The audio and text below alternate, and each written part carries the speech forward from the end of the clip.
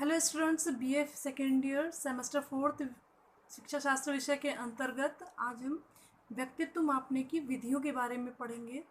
पिछले वीडियो में हमने इसके फैक्टर और नेचर के बारे में बात की थी। आज हम में इसके टेक्निक कौन सी होती है, मापने की विधियाँ कौन सी होती हैं, किस टाइप से किन विधियों के माध्यम से हम जानेंगे कि पर्सनालिटी किसकी कैसी है। तो कई सारी विधियाँ हैं, कई सारी स्केलें बनी हुई हैं, हमारे मनोवैज्ञानिकों ने बनाई है, जिनके माध्यम से हम जांच करके ये पता कर सकते हैं कि फला व्यक्ति की पर्सनैलिटी किस टाइप की है। तो सबसे पहले इसमें हमारे पास 3 विधियाँ हैं। इसमें है सब्जेक्टिव मेथड है और ऑब्जेक्टिव मेथड है और प्रोजेक्टिव मेथड है। 3 तरह की विधियाँ हैं, 3 तरह के अंतर्गत सब मेथड भी हैं। तो सबसे पहले हम 2 विधियों की आज बात करेंगे, सब्जेक्टिव और ऑब्जेक्टिव की बात करेंगे। थर्ड विधि के बारे में हम अगले वीडियो में बात करेंगे। तो सबसे पहली है हमारी आत्मनिष्ठ विधि या सब्जेक्टिव मेथड। आत्मनिष्ठ विधि से मतलब है कि स्वयं परीक्षक द्वारा इसकी जांच की जाती है। आत्मनिष्ठ यानी अपने द्वारा ही इसकी जांच करना, ये आत्मनिष्ठ विधि कहलाती है या सब्जेक्टिव मेथड कहलाता है। इसके अंतर्गत बहुत सारी विधि हैं, जैसे जीवन इतिहास विधि या केस हिस्ट्री मेथड है, दूसरी है प्रश्नावली विधि, तीसरी है साक्षात्कार विधि या इंटरव्यू मेथड है, चौथी है आत्मलेखन विधि, autobiography of self history method. ये 4 मेथड इसके अंतर्गत आते हैं। तो सबसे पहले विधि आत्मनिष्ठ के अंतर्गत ले लेते हैं कि जीवन इतिहास विधि क्या होती है, केस हिस्ट्री मेथड क्या होता है। अगर किसी बच्चे के बारे में हमें जानना है या कोई गंभीर बीमारी से ग्रस्त है या बहुत ज़्यादा अनुशासनहीन बच्चा है, तो उसके बारे में जानना है हमें, तो क्यों इतनी अनुशासनहीनता करता है, क्यों इतना ये उदंडता करता है। तो इसको जानने के लिए हमें पूरी केस हिस्ट्री करनी पड़ेगी, यानी उसके जन्म से लेकर के अभी तक का सारा ब्यौरा हमें इकट्ठा करना पड़ेगा। तो ये हमें उसके पेरेंट्स से मिल जाएगा, इसके फ्रेंड से मिल जाएगा, स्कूल से मिल जाएगा, उसके द्वारा खुद बताया गया पूरी स्टोरी होगी, आसपास के लोगों से होगा, उसके जो मेडिकल चेकअप वगैरह होंगे या स्वास्थ्य के बारे में जानकारी जहाँ से भी मिल रही है, यानी टोटल उसकी केस हिस्ट्री जब से वो पैदा हुआ है और आज तक की सारी विधि सारे चीज़ों के बारे में हम जानकारी, यानी केस हिस्ट्री पूरी उसकी हिस्ट्री हमें जाननी है। तब जा कर के हम उसकी जांच करके ये पता कर सकते हैं कि क्या प्रॉब्लम है, क्यों बच्चा इस तरह की परेशानियों से जूझ रहा है। फिर अगला है हमारा प्रश्नावली विधि, क्वेश्चन मेथड है। क्वेश्चन मेथड के अंतर्गत बहुत सारी प्रश्नावली होती हैं, जिसमें बंद प्रश्नावली, खुली प्रश्नावली, सचित्र प्रश्नावली और मिश्रित प्रश्नावली। बंद प्रश्नावली के अंतर्गत होते हैं कुछ क्वेश्चनायर बने होते हैं, जिसमें आपको हाँ नहीं में ही खाली आंसर देना होता है। जैसे क्या आप ज़रा सी बात पर परेशान हो जाते हैं, हाँ अथवा नहीं, 2 में ही आंसर आपको देना, तीसरा इसमें नहीं होता है, तो 2 ही में आंसर आपको देना है। तो इसको कहते हैं बंद प्रश्नावली, यानी आपके जो आंसर देने के रास्ते हैं वो बंद कर दिए जाते हैं, सिर्फ 2 ही आंसर रास्ते खुले होते हैं। खुली प्रश्नावली के अंतर्गत स्वतंत्र होता है, ओपन क्वेश्चनायर होता है। इसके अंतर्गत आपको किसी कोई टॉपिक दे दिया जाता है, उसके बारे में, उस टॉपिक के विषय में आपको पूरे अपने व्यूज़ बताने हैं, या आपको जो लिखना है अपने व्यूज़ उसमें डालने होते हैं। आपके समझ से जो टॉपिक के बारे में आप जानते हैं या आप अपने व्यूज़ रखते हैं, उसके बारे में पूरी जानकारी देनी होती है। थर्ड है आपकी सचित्र प्रश्नावली, पिक्टोरियल क्वेश्चनायर होता है। इसमें चित्रों पर निशान लगाकर प्रश्नों का उत्तर देना होता है। परीक्षार्थी विभिन्न चित्र बने होते हैं और उन चित्रों पर निशान लगा करके आंसर देते हैं। जैसे जाहिर सी बात है, नाम से ही पता है, सचित्र प्रश्नावली यानी चित्रों के माध्यम से बच्चों को उनके व्यूज़ को जानना, उनके बारे में जानना। फिर है साक्षात्कार विधि, ये भी आपकी जानी सुनी विधि है। साक्षात्कार का मतलब होता है इंटरव्यू मेथड। इंटरव्यू मेथड के अंतर्गत 2 ही लोग होते हैं, एक लेने वाला और एक देने वाला होता है। एक परीक्षार्थी होता है और एक जो परीक्षक होता है, जो क्वेश्चन को पूछता है और बच्चे को आंसर देना होता है। तो इस तरह से उसका इंटरव्यू होता है, साक्षात्कार।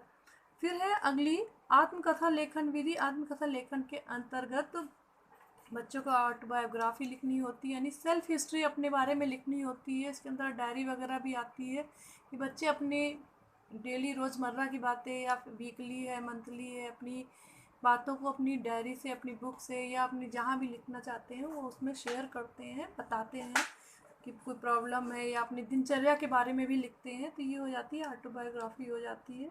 फिर है नियंत्रित निरीक्षण विधि।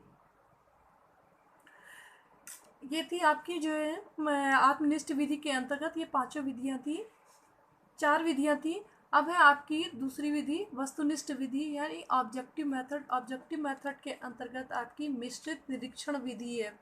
निरीक्षण विधि का मतलब है कि आपका जो है निरीक्षण किया जाता है, यानी कंट्रोल ऑब्जर्वेशन मेथड। कंट्रोल जो ऑब्जर्व करने का जो एरिया है वो कंट्रोल्ड होता है, यानी किसी नियंत्रित कक्ष में, नियंत्रित प्रयोगशाला में, जहाँ पर सब कुछ नियंत्रित किया गया है, बनाया गया ऐसा एटमॉस्फेयर, फिर वहाँ पर आपकी जांच की जाती है। तो ये हो जाती है मिश्रित निरीक्षण विधि। इसके अंतर्गत बच्चे के आचार विचार पर ध्यान दिया जाता है, अध्ययन किया जाता है कि बच्चा इस नियंत्रित परिस्थिति में कैसा व्यवहार कर रहा है, क्या कर रहा है, इसके बारे में जांच की जाती है। दूसरी है मापन रेखा विधि, यानी rating scale method. Rating scale method के अंतर्गत आपको मूल्यांकन स्वयं व्यक्ति से या उसके संपर्क में रहने वाले व्यक्तियों से कराया जाता है। तो इसके अंतर्गत बहुत सारे एक क्वेश्चन होता है, क्वेश्चन के अंदर बहुत सारे ऑप्शन होते हैं, जैसे क्या वह बालक ईमानदार है, तो बिल्कुल ईमानदार है, ईमानदार है, औसत है, बेईमान है, बिल्कुल बेईमान है। ठीक है, तो बहुत सारे ऑप्शन होते हैं, तो आपको वो सटीक आंसर जो होता है वो देना होता है, यानी कि रेटिंग आपको देनी है कि आप सबसे ज़्यादा पहले किसको दे रहे हैं, कि ईमानदार को दे रहे हैं या औसत को दे रहे हैं, बेईमान को 1 2 3 4 करके या 3 5 6 7 करके आपको कौन सी रेटिंग देनी है। तो वो रेटिंग के माध्यम से, यानी जो आप रेटिंग देंगे उसी हिसाब से आपकी इम्पोर्टेंस को, आपके आंसर की जो इम्पोर्टेंस है उसको पता कर करके व्यक्तित्व के बारे में जांच की जाती है कि आप इस चीज़ को या इस पर्टिकुलर परिस्थिति को जो है आप इस नज़रिए से देख रहे हैं। तो आपका जो देखने का नज़रिया होगा वही आपकी पर्सनालिटी की जांच होगी। फिर है समाज मिति विधि। समाज मिति विधि के अंतर्गत सामाजिक गुणों की परीक्षा की जाती है। इसमें जैसे क्वेश्चन पूछा जाता है कि क्या आप अपनी जान पहचान के कुछ विशेष लोगों तक ही सीमित रखना पसंद करते हैं, हाँ या नहीं, या क्या आप सामूहिक कार्यों में नेता बनना या पहल करना पसंद करते हैं। ऐसी बातों की जानकारी हासिल की है, मतलब समाज के बारे में या समाज में कुछ करने के बारे में आपकी क्या राय बनती है, आपकी क्या समाज मिति है, समाज के बारे में आप क्या करना चाहते हैं या क्या राय रखते हैं। तो ऐसी जानकारी हासिल करने के लिए उस बच्चे की या किसी व्यक्ति की जांच करने के लिए कि समाज के बारे में क्या राय रखता है, तो ऐसे क्वेश्चनायर कि बने होते हैं और जिनको बच्चों को दे करके उनसे इसके बारे में जानकारी हासिल कर ली जाती है। फिर अगली है कि शारीरिक परीक्षण विधि। शारीरिक परीक्षण के द्वारा हम शरीर की जांच कर लेते हैं कि फिजिकली प्रॉब्लम क्या है या कौन सी हमारी जो है क्या चीज़ें विभिन्न यंत्रों के जरिए शारीरिक लक्षणों की हम जांच कर लेते हैं, जिसमें सबसे पहली है प्लेंथिसोमोग्राफी है, जिसके अंतर्गत हम रक्तचाप यानी ब्लड प्रेशर की जांच वगैरह करते हैं। तो इससे रक्त के दबाव का पता लगता है कि हाँ आपका ब्लड प्रेशर बढ़ रहा है, बढ़ रहा है, आपकी जांच के बीच में आपकी ये कंडीशन हो रही है। फिर दूसरी है इलेक्ट्रोकार्डियोग्राफ के द्वारा हृदय गति की जांच की जाती है। जब कोई केस हो जाता है सीबीआई के जरिए ये सारे शारीरिक परीक्षण कराए जाते हैं ताकि हमें आरोपित की या जो इस तरह का आरोपित व्यक्ति है उसके बारे में हम जांच कर सकते हैं। फिर है स्फिगोमोग्राफी है, इसके अंतर्गत नाड़ी की गति का जांच की जाती है। तो नाड़ी किस तरह की चल रही है, अगर कोई बच्चा कोई गलत कार्य करके आता है तो उसकी नाड़ी तेज गति कर रही है या धीमी गति कर रही है, तो उस पर से उसके सही झूठ का भी पता लग जाता है। फिर है साइकोगैल्वेनोमीटर है, इसके द्वारा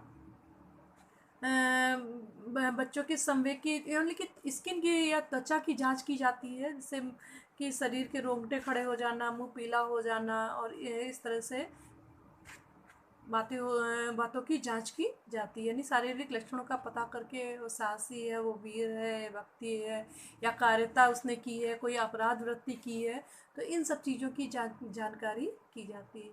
ये थे आपके दो विधियां हमने बता दी, सब्जेक्टिव और ऑब्जेक्टिव मेथड बता दिया है।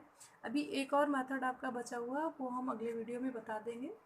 तो इस तरह से बहुत सारे क्वेश्चन आपके शारीरिक परीक्षण पर भी आ सकते हैं, समाज नीति में भी आ सकते हैं। चूँकि आना ऑब्जेक्टिव है, डिटेल आना नहीं है, तो शॉर्ट क्वेश्चन ही आपके आ सकते हैं। धन्यवाद।